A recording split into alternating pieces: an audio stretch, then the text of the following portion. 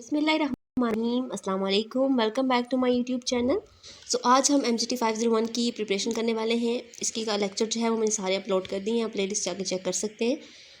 MGT 501 एक conceptual subject है। इसका पेपर जो है वो कॉन्सेप्चुअल होता है। MCQs तो टोटली कॉन्सेप्चुअल होते हैं, बहुत कम आपसे डेफिनेशंस वगैरह पूछी जाती हैं MCQs में, और क्वेश्चन भी बाज़ औक़ात कॉन्सेप्चुअल आ जाते हैं और कभी कभार हैंडआउट से सेम आ जाते हैं। इस पेपर को करने के लिए आपने जो है ना सारे लेक्चर्स बहुत अच्छे से करने हैं। तो लेक्चर्स बहुत इंपॉर्टेंट हैं इस लेसन के लिए, ठीक है। तो वो लेक्चर सारे अपलोडेड हैं। आपके लेक्चर नंबर 19 से लेके 40 तक इस दफ़ा आपका सिलेबस है। तो आपने सारे लेक्चर अच्छे तरीके से पढ़ने हैं। जब आप एक दफ़ा सारे लेक्चर से सुन लेंगे उसके बाद आपने ये प्रिपरेशन की फ़ाइल करनी है। अब इस फाइल में हम क्या करने वाले हैं, इस फाइल में हम 2022 के पेपर सॉल्व करने वाले हैं। यहाँ पे मेरे पास 7-8 पेपर हैं जो 2022 में हुए थे लास्ट सेमेस्टर में। तो अभी हम उनको सॉल्व करेंगे, हम देखेंगे कि करंट पेपर किस तरह से आता है, ठीक है। तो इसको सॉल्व करने से आपको थोड़ा बहुत आइडिया हो जाएगा कि किस तरह का पेपर आता है, तो आप उस हिसाब से तैयारी कर सकते हैं। इसके अलावा मैं आपको मिलते जुलते सवाल से गाइड भी करूँगी किस तरह से आप इसकी तैयारी और अच्छी तरीके से कर सकते हैं, किस तरह से आपको मिलते जुलते सवाल भी आ सकते हैं इस टॉपिक से रिलेटेड। इसके अलावा मैं आपको इंपॉर्टेंट लेक्चर्स भी बताऊंगी at the end of this video. आपने वीडियो पूरी वॉच करनी है, और आपका इस वीडियो से आपका फ़ायदा हो रहा है तो आपने इसको लाइक करना है, शेयर करना है और सब्सक्राइब भी करना है। हम स्टार्ट कर लेते हैं। सबसे पहले जो हमारे पास पहला पेपर था वो 2022 का है, यानी कि 20 सितंबर का। MGT 501 है, इसका पेपर 2:30 बजे हुआ था। अब इसका परफॉर्मेंस फार्मूला इसमें MCQs में पूछा था।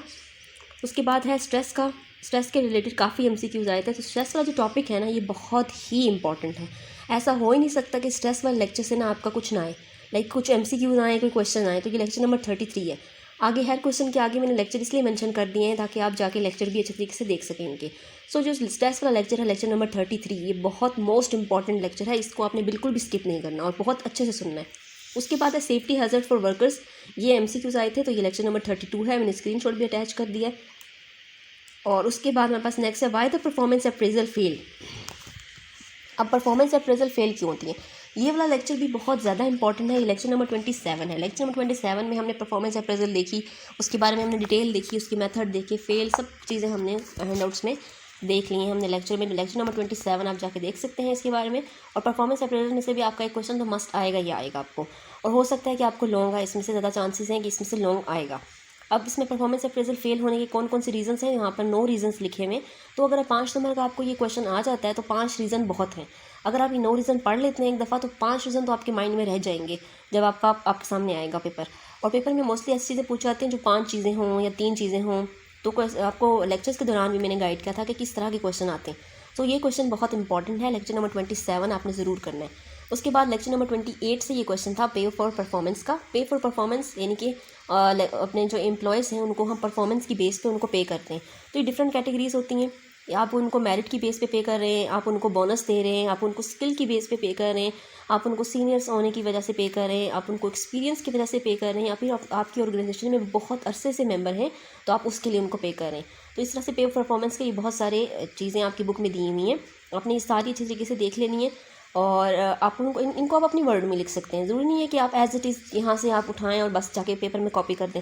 नहीं, आप अपने वर्ड्स में लिख सकते हैं कि पे फॉर परफॉर्मेंस यानी कि परफॉर्मेंस के लिए पे करना। तो परफॉर्मेंस के लिए पे करना कैसे होगा, परफॉर्मेंस उसको बोनस के लिए उसको बोनस दे दें, आप इंक्रीमेंट लगा दें उसकी सैलरी में।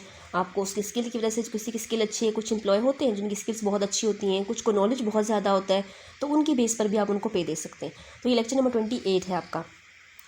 उसके बाद नेक्स्ट क्वेश्चन देखते हैं। नेक्स्ट क्वेश्चन जो था हमारे पास, ये लेक्चर नंबर 45 से है। 2 दफ़ा ये रिपीट हुआ है, लेकिन इस दफ़ा लेक्चर नंबर 45 आपका इंक्लूड नहीं है, तो हम इसको स्किप कर लेते हैं। नेक्स्ट देखते हैं, what is the role of HR professional in training और डेवलपमेंट। अब HR डिपार्टमेंट का क्या रोल है ट्रेनिंग और डेवलपमेंट में, ये लेक्चर नंबर 23 से है। लेक्चर नंबर 23 में हमने देखा था कि HR डिपार्टमेंट का क्या रोल था और लाइन मैनेजर का क्या रोल था। तो ये दोनों चीज़ें आपके लिए इंपॉर्टेंट हैं। आपसे पूछ सकते हैं कि HR डिपार्टमेंट का क्या रोल है, तो HR डिपार्टमेंट के बस ये 4 रोल थे। इतने सिंपल से बस ये 4 पॉइंट्स आपने लिखने थे आंसर में। 3 नंबर का ये क्वेश्चन था, बस आपने लिखना था provide employ orientation training. Orientation जो एम्प्लॉय की जो ओरिएंटेशन की ट्रेनिंग होती है वो भी HR डिपार्टमेंट अरेंज करता है। मैनेजमेंट डेवलपमेंट प्रोग्राम भी HR डिपार्टमेंट ही करता है। उसके बाद ट्रेनिंग और डेवलपमेंट में तो HR डिपार्टमेंट ही देता है ना। उसके बाद ट्रेनिंग को एवेल्यूट करना, ट्रेनिंग के बारे में जितने भी सारे प्रोसेस होते हैं वो HR डिपार्टमेंट ही देख रहा होता है। तो आपने बताना था कि HR डिपार्टमेंट का क्या रोल है। तो ये 4 पॉइंट्स यहाँ पे लिखे हुए, 3 पॉइंट्स आप लिख लेंगे, आपको 3 मार्क्स मिल जाएंगे, ठीक है। उसके बाद हम देखते हैं पेपर नंबर 2। अब पेपर नंबर 2 जो है वो 19 सितंबर 2022 को हुआ है। अच्छा, इसमें क्या है, एमसीक्यूज़ तो ये अब इस दफ़ा नहीं है, पेपर पैटर्न चेंज हो गया है, तो एमसीक्यूज़ इस दफ़ा आपको 40 होंगे, 33 आपको अटैम्प्ट करने हैं, 7 को छोड़ने की चॉइस भी है आपको। तो इस दफ़ा तो पेपर आपका बहुत ज़बरदस्त हो सकता है, क्योंकि आपके पास चॉइस भी है। अगर आप कोई टॉपिक स्किप करते हैं या कोई टॉपिक आपको भूल जाता है, या कोई ऐसा क्वेश्चन है जो आपको समझ में नहीं आ रहा, तो आप उसे स्किप भी कर सकते हैं पेपर में, क्योंकि आपके पास चॉइस है। सो एमसीक्यूज़ आपने 40 होंगे, आपने 33 अटैम्प्ट करने हैं, तो आप वही एमसीक्यूज़ अटैम्प्ट करें जो आपको पक्के पक्के मतलब पता हो कि ये इसका यही आंसर है, क्योंकि एमसीक्यूज़ आपको पता है कॉन्सेप्चुअल आते हैं। अगर आप कॉन्सेप्चुअल में सारे एमसीक्यूज़ करना शुरू हो जाएंगे ना, तो इस तरह से आप बहुत ज़्यादा कंफ्यूज हो जाएंगे। तो बस आपने 33 आपके सही होने चाहिए। उसके बाद नेक्स्ट क्वेश्चन है, पहला क्वेश्चन है इसका देख लेते हैं। हाउ स्मोकिंग इज़, बाकी बच्चों को भूल गया। ये सारे क्वेश्चन जो है ना, ये बच्चों ने शेयर किए थे। डिफरेंट स्टूडेंट्स ने जो है वो अपने पेपर आने के बाद जैसे वो ग्रुप्स में शेयर करते हैं, तो ये सारा वो डाटा है, मैंने वहाँ से कलेक्ट किया। उसके बाद मैंने इसको सॉल्व किया है, और काफ़ी ज़्यादा टाइम इस फाइल पे लगा है। मैं बहुत दिनों से ये फ़ाइल बना रही हूँ, सो इस फाइल में मेरा बहुत ज़्यादा टाइम लगा है। सो स्मोकिंग कैसे, वर्क इन्वायरमेंट में स्मोकिंग का इफेक्ट कैसे होता है, तो ये हमने लेक्चर नंबर 32 में पढ़ा था कि किस तरह से स्मोकिंग, अगर आप वर्क प्लेस में स्मोकिंग करना शुरू हो जाएंगे तो वो कितना ख़तरनाक होगा। ना सिर्फ एम्प्लॉय की हेल्थ के लिए ख़तरनाक होता है, बल्कि और भी ऑर्गेनाइजेशन के लिए भी ख़राब होता है। जैसे आप किसी फॉर एग्जांपल आप किसी ऑर्गेनाइजेशन में जाते हैं, तो वहाँ पे अगर कोई वर्कर आपके सामने स्मोकिंग कर रहा हो, तो आपको बिल्कुल दिल नहीं करता वहाँ से कुछ ख़रीदने का, और आप वहाँ से आ जाते हैं कि ये तो स्मोकिंग है। या अगर आप किसी ऐसे शॉप पे जाएँ बाहर, और वहाँ पे कोई लोग बैठे स्मोक कर रहे हो, तो अब भी आपको शॉप के अंदर जाने का दिल नहीं करता। सो इसलिए स्मोकिंग जो है वर्क प्लेस में एक बहुत ही बुरी आदत है।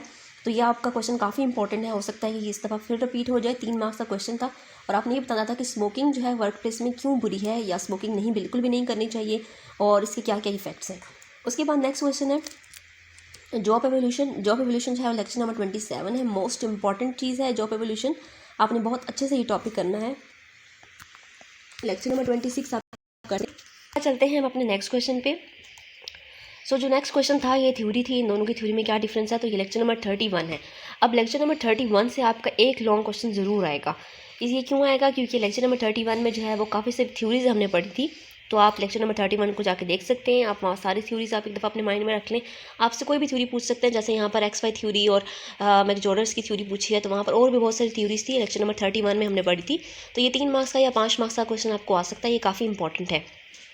उसके बाद है what organization accept from HR professional. HR professional से ऑर्गेनाइजेशन क्या क्या एक्सपेक्ट करती है, तो ये रिपीट हो चुका है, तो जो रिपीट है उनको मैंने दोबारा स्क्रीनशॉट अटैच नहीं किया, और मैंने साथ रिपीट लिख दिया है। उसके बाद है करियर डेवलपमेंट के मेथड क्या है, ये भी बहुत मोस्ट इंपॉर्टेंट क्वेश्चन है, लेक्चर नंबर 24 में है। क्या क्या करियर डेवलपमेंट में मेथड है, तो ये भी क्वेश्चन बहुत इंपॉर्टेंट है। आपको सिर्फ मेथड्स के नाम भी याद हो ना, तब भी काम चल जाएगा इस वाले क्वेश्चन के लिए, क्योंकि ये काफ़ी सारे हैं, आप इनके सिर्फ नाम भी लिख देंगे ना, तो आपको एग्जामिनर मार्क्स दे देगा। उसके बाद है पॉलिटिकल टैक्टिक्स क्या है, और building relationship and controlling resources. अब ये देखें, 2 क्वेश्चन एक साथ पूछे गए और 5 मार्क्स इसके, क्योंकि इतना छोटा सा क्वेश्चन तो आपको 5 मार्क्स का आएगा नहीं। सो ये लेक्चर नंबर 37 में हमारे पास था, हमने इसमें पॉलिटिकल टैक्टिक्स की बात की थी, बिल्डिंग रिलेशनशिप और कंट्रोलिंग रिसोर्सेज में डिफरेंस क्या है ये हमने बात की थी, तो ये स्क्रीनशॉट मैंने अटैच कर दी है। लेक्चर नंबर 37 है, आप लेक्चर नंबर 37 को जाके सुन सकते हैं, और आप अपना ये टॉपिक क्लियर कर सकते हैं वहाँ से। उसके बाद नेक्स्ट था कि आप एक HR मैनेजर हैं, तो कॉस्ट इफेक्टिव मेथड आपको बनाना है, तो उसके लिए आप कौन कौन सी टिप्स होंगी जो आप देंगे, तो यहाँ पर ये मैंने एक वेबसाइट का लिंक आपको दिया है, आप इस वेबसाइट पे ज़रूर जाएं, और यहाँ से भी कुछ मटेरियल रीड करें, आपके लिए बहुत बेनिफिशियल रहेगा वो भी। और उसके बाद नेक्स्ट पेपर पे चलते हैं। सो नेक्स्ट पेपर हमारे पास 27/9/2022 को हुआ है। सारे पेपर 2022 सितंबर के हैं, ठीक है। इसमें क्या था, MC कुछ कॉन्सेप्चुअल थे और कुछ हैंडआउट से भी थे। ऐसा नहीं है कि सारे कॉन्सेप्ट आपको कॉन्सेप्चुअली पूछ जाएंगे, कॉन्सेप्चुअल भी तो हैंडआउट से ही हैं, लेकिन कुछ ऐसे भी होते हैं जो हैंडआउट से डायरेक्ट पूछे जाते हैं, तो वो हमने जब लेक्चर्स के दौरान मैंने आपको बताया था कि MCQs ये हो सकते हैं। सो 2 तो 3 इसमें रिपीटिंग एंड कन्फ्यूजिंग स्टेटमेंट्स थी, तो कन्फ्यूजिंग स्टेटमेंट आपको दी होती हैं, आपने बहुत अच्छे तरीके से उनको पढ़ना है, समझना है, और उसके बाद आपने ऑप्शन चूज़ करनी है, ठीक है। अब इसी क्वेश्चन आंसर देख लेते हैं कि what HR manager should do to the problem. अब एक हमने प्रॉब्लम पढ़ी थी कि do only what you get pay for it, यानी कि आप वही काम करें जिसके लिए आपको पे किया जाता है। हमने ये एक स्टेटमेंट पढ़ी थी कि बहुत सारे एम्प्लॉय जो है वो ये सोचते हैं कि आपको सिर्फ जिसके लिए पे किया जा रहा है ना, आपने बस उसी पे फोकस करना है। तो ये मैंने अटैच किया आपको, ये बिल्कुल वही क्वेश्चन है जो ऊपर क्वेश्चन है, ठीक है। तो इसके लिए HR मैनेजर आप एज HR मैनेजर आप क्या करेंगे, तो सोल्यूशन क्या थे इसके, ये हमने सोल्यूशन भी देख लिए थे आपके। सो ये सोल्यूशन देखें, आप उनकी पे और परफॉर्मेंस के लिए आप उनको पे करना शुरू कर दें, यानी कि अगर आप उनको सिर्फ सैलरी के बेस पे करेंगे ना, तो वो यही सोचेंगे कि उसके लिए वही काम करो जिसके लिए आपको पे किया जा रहा है। जबकि अगर आप परफॉर्मेंस के लिए बना देंगे कि आप जितनी आपकी परफॉर्मेंस अच्छी होगी उस तरह आपको पे किया जाएगा, परफॉर्मेंस लो है पे कम कर दें, परफॉर्मेंस ज़्यादा है पे ज़्यादा कर दें। इस ये भी एक सोल्यूशन हो सकता है इस प्रॉब्लम का। इसके बाद पे ऑफ परफॉर्मेंस के आप डिफरेंट मेथड यूज़ करें, उनका एम्प्लॉय का ट्रस्ट डेवलप करें, आप परफॉर्मेंस को बहुत ज़्यादा प्रमोट करें कि आप परफॉर्मेंस अच्छी करें, बार बार उनको इनकरेज करें, ठीक है। मल्टीपल लेयर्स ऑफ रिवॉर्ड, उनको रिवॉर्ड देना शुरू कर दें, जो परफॉर्मेंस अच्छी कर रहा है आप उसको रिवॉर्ड दें। ऐसा एचआर मैनेजर तो क्या होगा, वो कहेंगे कि हमारे तो परफॉर्मेंस अच्छी है तो हमें रिवॉर्ड मिल रहा है, तो वो परफॉर्मेंस पे फोकस करेंगे, ना कि वो अपने काम पे फोकस करेंगे, ठीक है। उसके बाद ये सारे पॉइंट्स आप देख सकते हैं। उसके बाद नेक्स्ट है डिफरेंशिएशन बिटवीन इंटरनल और एक्सटर्नल इक्विटी। सो ये हमारे पास लेक्चर नंबर 28 है। सो इक्विटी के बारे में हमने पढ़ा था, तो वहाँ से ये मैंने स्क्रीनशॉट अटैच कर दिए हैं आपको। अगर आपको ये समझ नहीं आती, कोई भी पॉइंट आपको समझ नहीं आता, तो आप लेक्चर पे जाएं और लेक्चर सुने, तो इंशाल्लाह ताला आपका पॉइंट क्लियर हो जाएंगे। नेक्स्ट है why organization measure the performance of employ. Organization को एम्प्लॉयर की परफॉर्मेंस मेजर करना क्यों ज़रूरी है, तो ये बहुत ज़्यादा ज़रूरी है। हमने लेक्चर नंबर 25 और 26 पे परफॉर्मेंस पे ही बात की है, तो परफॉर्मेंस से रिलेटेड क्वेश्चन तो आपका मस्ट ही आएगा, ठीक है। तो ये क्यों ज़रूरी होता है, ऑर्गेनाइजेशन जब तक अपनी एम्प्लॉय की परफॉर्मेंस को मेजर नहीं करेगी, देखेगी नहीं कि कौन सा एम्प्लॉय कैसे परफॉर्म कर रहा है, तो ऑर्गेनाइजेशन तरक्की नहीं कर सकेगी। लाइक अगर कोई एम्प्लॉय बहुत अच्छा काम कर रहा है तो ऑर्गेनाइजेशन को चाहिए कि उसको रिवॉर्ड दे, ताकि वो मज़ीद अच्छा काम करे और दूसरे लोग भी उसे देख कर और अच्छा काम करें। और अगर कोई एम्प्लॉय अच्छा काम नहीं कर रहा, तब क्या करें, आप उसको वार्न करें, हमने देखा था उसका बिहेवियर को चेंज करें। तो ये सारी चीज़ें हमने लेक्चर्स में देखी थी। सो ये जो परफॉर्मेंस को मेजर करना बहुत ज़रूरी है, तब भी एक ऑर्गेनाइजेशन सक्सेसफुल हो सकती है। तो इसका आंसर आप अपनी वर्डिंग में भी लिख सकते हैं, no need to copy the same. Okay, उसके बाद है the union representation in the same sector is greater as compare to other sectors. कुछ सेक्टर में जो है यूनियन जो है रिप्रेजेंटेटिव ज़्यादा हैं, तो उससे कुछ आपने एग्जांपल देनी थी। अब ये आपसे थोड़ा सा कंसेप्चुअल पूछा गया है क्वेश्चन, यूनियन के बारे में अगर आपको पता होगा तभी आप दे सकेंगे इसका आंसर। यूनियन के बारे में हमने पढ़ा था कि यूनियन में क्या होता है कि बहुत सारे लोग जमा हो जाते हैं, एक ग्रुप बना लेते हैं और एक लीडर को सिलेक्ट कर लेते हैं, और अगर कोई उनकी डिमांड्स पूरी नहीं कर रही है ऑर्गेनाइजेशन, तो वो एक लीडर बना लेते हैं, एक ग्रुप बना लेते हैं और उसके खिलाफ स्ट्राइक करते हैं, काम नहीं करते, और इस तरह से वो एक कंबाइन हो जाते हैं और उनकी यूनिटी जो है, यूनिटी स्ट्रेंथ वाला वो वहाँ पर फॉर्मूला अप्लाई हो जाता है, और फिर ऑर्गेनाइजेशन को उनकी बात सुननी पड़ती है। तो ऐसा कहाँ कहाँ कौन कौन से सेक्टर में हो रहा है, तो एजुकेशन में तो ये बहुत ज़्यादा हो रहा है। अगर बहुत सारे टीचर्स मिलके साइड पे हो जाएं कि अगर उनको सैलरी नहीं मिल रही तो हम बच्चों को पढ़ाएंगे ही नहीं, तो फिर तो ये हो सकता है ना। तो इस तरह स्टील वर्कर्स हैं, पब्लिक सर्विस वर्कर हैं, इलेक्ट्रिकल वर्कर्स हैं, तो ये बहुत सारे जो वर्कर्स होते हैं ना, स्पेशली ये वाले वर्कर्स, इंडस्ट्रियल वर्कर्स भी आप लिख सकते हैं इसके आंसर में। जितने भी वर्कर्स हैं, अगर वो सारे मिल जाएँ ना, एक इकट्ठे हो जाएँ, तो और अगर कोई ऑर्गेनाइजेशन उनको अच्छा पे नहीं कर रही, रिवॉर्ड अच्छा नहीं दे रही, उनकी डिमांड्स पूरी नहीं हो रही, तो वो सारे जमा हो जाते हैं, तो उसके बाद ऑर्गेनाइजेशन को उनकी बात सुननी पड़ती है, ठीक है। तो ये आपने sector 5 method usually use for career development. Career development के लिए 5 मेथड यूज़ करने हैं आपने, तो ये रिपीट हो चुका है, तो यहाँ पर मैंने रिपीट लिख दिया। Describe benefit an organization can gain from safe and healthy employment. अगर आपके एम्प्लॉय जो है वो सेफ एंड हेल्दी होंगे तो ऑर्गेनाइजेशन को क्या क्या बेनिफिट्स होंगे। तो ये लेक्चर नंबर 32 था। क्या होगा, प्रोडक्टिविटी ज़्यादा होगी, एफिशिएंसी ज़्यादा होगी, क्वालिटी इंक्रीज़ होगी हो जाएगी, मेडिकल और इंश्योरेंस की कॉस्ट जो है वो कम हो जाएगी अगर आपके वर्कर सेफ होंगे और उनको बेनिफिट्स होंगे हेल्दी। उसके बाद लोअर वर्कर्स कंपनसेशन रेट और पेमेंट, ग्रेटर वर्कफोर्स फ्लेक्सिबिलिटी। सो ये सारे पॉइंट्स आपने लिखने थे। उसके बाद चलते हैं अपने पेपर नंबर 4 पे। पेपर नंबर 4 में उसके बाद करियर डेवलपमेंट के बारे में पूछा जा रहा है, तो करियर डेवलपमेंट और एम्प्लॉय डेवलपमेंट में क्या डिफरेंस है। तो कुछ की डिफरेंस था वो ये था, हमने देखा था कि करियर डेवलपमेंट फ्यूचर के लिए की जाती है और एम्प्लॉय डेवलपमेंट करंट यूज़ के लिए हो जाती है, यानी कि प्रेजेंट के लिए। आप अगर एम्प्लॉय की डेवलपमेंट करें तो उसको आपको प्रेजेंट में फ़ायदा होगा, आपको फ़ायदा होगा, आपकी ऑर्गेनाइजेशन को फ़ायदा होगा। लेकिन अगर आप करियर डेवलपमेंट करें तो वो फ्यूचर में जाके आपको फ़ायदा होगा। तो ये तो इसका की डिफरेंस था, बाकी इसका डिफरेंस आप अच्छे तरीके से पढ़ सकते हैं।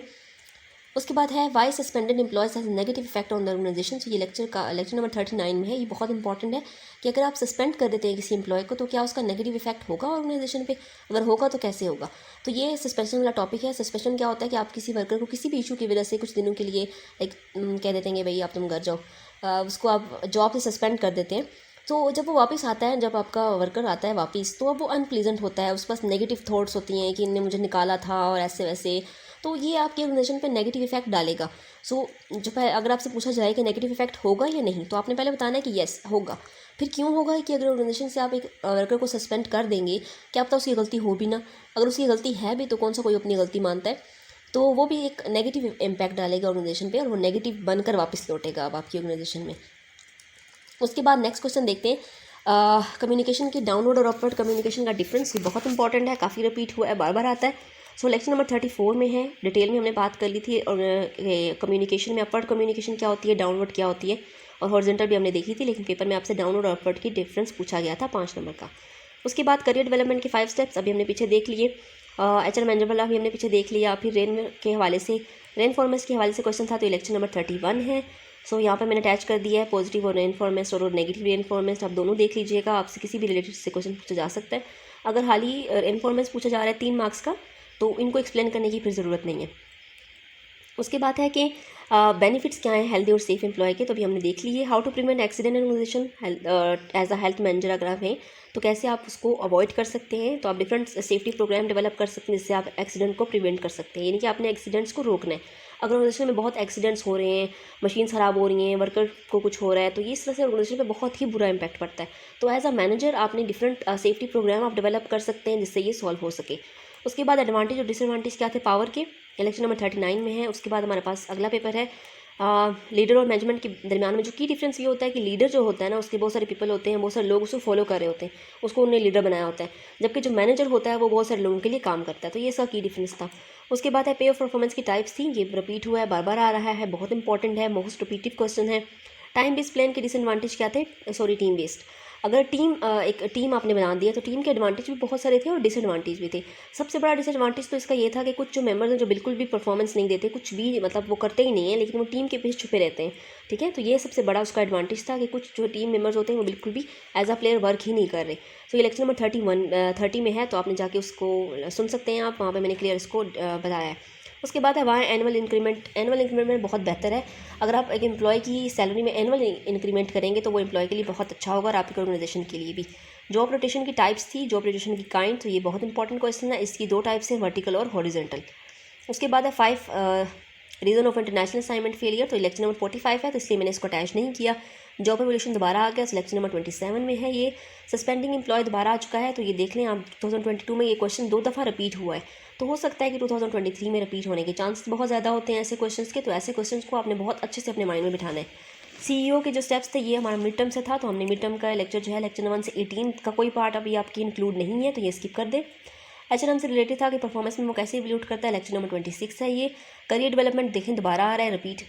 उसके बाद है कि अगर आपके फ्रेंड है उसको स्ट्रेस है तो आप उसे क्या एडवाइस करेंगे। तो स्ट्रेंथ्स के जो मैनेजमेंट के हमने 3 रूल यहाँ पे पढ़े थे, हाइपोथेसिस, बायोफीडबैक और हमने डीएम वाला पढ़ा था, तो ये आप उसमें से सजेस्ट कर सकते हैं उसको। तो स्ट्रेस वाले से देखें दोबारा क्वेश्चन रिपीट हुआ है, तो स्ट्रेस वाले टॉपिक से तो आपका क्वेश्चन रिपीट होना मस्ट है। उसके बाद इंटरनेशनल जितने भी ये क्वेश्चन हैं वो सारे लेक्चर नंबर 45 से हैं, तो ये सारे स्किप कर देते हैं हम। उसके बाद फैमिली फ्रंट के बेनिफिट्स क्या थे, तो यहाँ पर स्क्रीनशॉट अटैच है। रोल ऑफ ट्रेनिंग और डेवलपमेंट में लाइन मैनेजर का क्या रोल है, तो ये लाइन मैनेजर का रोल है। पीछे हमने एचआर मैनेजर का रोल भी देखा था, तो ये दोनों आपसे पूछे जा सकते हैं। तो ये दोनों मैंने अटैच कर दिए ताकि आप दोनों को एक दफ़ा रीड कर लें, ताकि आपसे जो भी आपसे पूछा जाए आप इजीली उसको अटेम्प्ट कर सकें। उसके बाद नेक्स्ट क्वेश्चन देखते हैं कि ऑर्गेनाइजेशन के एचआर डिपार्टमेंट से क्या क्या बेनिफिट्स हैं। तो ये बहुत सारे बेनिफिट्स होते हैं, एचआर डिपार्टमेंट जो है वो बहुत इंपॉर्टेंट पार्ट है एक किसी भी ऑर्गेनाइजेशन के अंदर। पेपर 6 देख लेते हैं, एक्सीडेंट वाला दोबारा से आ गया, ये भी काफ़ी इंपॉर्टेंट है। उसके बाद लेक्चर नंबर 28 से ये क्वेश्चन पूछा गया है, तो वीडियो काफ़ी लंबी हो रही है तो हमें थोड़ा सा स्किप करना पड़ेगा पार्ट। सो इसमें मैंने 2 अटैच की हैं, एक तो मैंने हैंड आउट से भी अटैच कर दिया, इसके अलावा जो है वो मैंने एक वेबसाइट से भी कुछ कॉपी करके यहाँ पे पेस्ट किया ताकि आप दोनों रीड कर लें, ताकि अच्छे से आपको ये क्लियर हो जाए कि ब्रॉड बैंडिंग इसका राइट आंसर था। इस क्वेश्चन को बल्कि देख ही लेते हैं। ऑर्गेनाइजेशन में एक डाइवर्स सिचुएशन है, ठीक है, ऑर्गेनाइजेशन में डाइवर्स है, मतलब कि बहुत सारे लोग डिफरेंट तरह से हैं, तो उसमें एचआर मैनेजर कौन सी जो है वो प्राइसिंग की स्ट्रेटजी अपनाएगा। सो ये लेक्चर नंबर 28 में हमने पढ़ा था डिफरेंट स्ट्रेटजीज, इसमें से जो ब्रॉड बैंडिंग थी ना वो जो है एचआर डिपार्टमेंट अपनाएगा। वो क्यों अपनाएगा ये रीज़न में नीचे लिखती है, और ये क्यों अपनाएगा यहाँ पर आप देखिए, into a few wide bands in order to improve organization effectiveness. Organization की इफेक्टिवनेस को इंक्रीज़ करने के लिए वाइड रेंज पर है, तो वाइड रेंज पर है, तो यहाँ पर मैंने वाइड रेंज से पता चला कि वो डाइवर्सिटी की तरफ है, ठीक है, इस पर एम्फसाइज करें। सो उसके बाद चलते हैं हम नेक्स्ट क्वेश्चन पे, how organization implement successful career management practice कैसे होगी। तो करियर मैनेजमेंट प्रैक्टिस वाले जो 6 पॉइंट्स थे, 5 पॉइंट्स पे लिख देंगे तो 5 मार्क्स आपको मिल जाएंगे। उसके बाद है what organization should do to monitoring device to control, so ये लेक्चर नंबर 45 से था तो उसको स्किप कर लेते हैं, बिल्कुल सिंपल। उसके बाद अपवर्ड और डाउनवर्ड से दोबारा क्वेश्चन आ चुका है, अभी हमने पीछे देख लिया। डिसेबिलिटी ऑफ एम्प्लॉय के लिए मिड टर्म से था। उसके बाद है क्वेश्चन की अप्रेजल को इंपॉर्टेंट क्यों है, तो ये बहुत ज़्यादा इंपॉर्टेंट क्वेश्चन है। उसके बाद है describe the interactionalist view of conflict, so conflict lecture number 36 है। लेक्चर नंबर 36 में ना कॉन्फ्लिक्ट के बारे में काफ़ी कुछ है, तो वो उसमें से आपका ज़रूर कोई ना क्वेश्चन ज़रूर आएगा। ये मैंने स्क्रीनशॉट अटैच तो कर दिया, लेकिन आपने ये लेक्चर भी ज़रूर सुनना है। उसके बाद है do an relationship exist between कमेंसिव लेवल और डिपेंडेटिव level of followers in relationship, तो ये सारे मैंने लिख दी हैं। सो सो आपको सारे आगे लेक्चर्स भी मेंशन कर दिए हैं मैंने। अगर आप लेक्चर सुनना चाहते हैं तो आप जाके लेक्चर भी सुन सकते हैं। उसके बाद हमारे पास पेपर नंबर 7 है। सो पेपर नंबर 7 एक स्टूडेंट ने मेरे साथ शेयर किया था। सो ये पेपर देख लें आप, 14/3/2022 का है। वही पुरानी वाली स्कीम है सारी, और उसमें जितने भी क्वेश्चन थे वो सारे रिपीट थे, हमने ऊपर देख लिए। सो ये मोस्ट रिपीटिव क्वेश्चन हैं। सो इसमें जो एक क्वेश्चन नहीं था सेफ्टी बेनिफिट का, वो भी मैंने ऐड कर दिया है। और उसके बाद यहाँ पर एडवांटेज और डिसएडवांटेज ऑफ पावर का वाला क्वेश्चन भी काफ़ी रिपीट हुआ है कि पावर के क्या एडवांटेज और डिसएडवांटेज हैं, वो भी यहाँ पर मैंने अटैच कर दिया है। How prevent accident in organization और एज अ हेल्थ मैनेजर आप कैसे इंप्रूव करेंगे, तो ये भी हमने देख लिया है पीछे। हेल्थ और सेफ्टी के 5 बेनिफिट्स भी देख लिए हैं हमने। परफॉर्मेंस मेथड भी देख लिए हैं, ठीक है। सो ये परफॉर्मेंस अप्रेजल के मेथड जो है वो मैंने दोबारा ऐड कर दिए। सो ये आप लेक्चर सुनकर क्लियर कर सकते हैं अपने सारे पॉइंट्स। उसके बाद हमारे पास लास्ट पेपर है, करियर डेवलपमेंट की टाइप्स थी, और ये हर बार रिपीट हो रहा है। इसके टाइप्स क्वेश्चन कौन सी थी, ठीक है। ये बच्चे शेयर करते हैं ना, तो बस वही मैंने यहाँ से कॉपी किए उनके क्वेश्चंस। सो ये काफ़ी रिपीट हो रहा है, लेक्चर नंबर 24 से है, आपने ये ज़रूर करना है। सो उसके बाद यहाँ पर ये भी रिपीट है, ये लेक्चर नंबर 29 से है। सो मैंने साथ में लेक्चर भी मेंशन कर दिए, लेक्चर नंबर 34 से है। साथ में रिपीट लिखा हुआ जो आपको नज़र आ रहा है ना, ये वही क्वेश्चन हैं जो ऊपर रिपीट हो चुके हैं।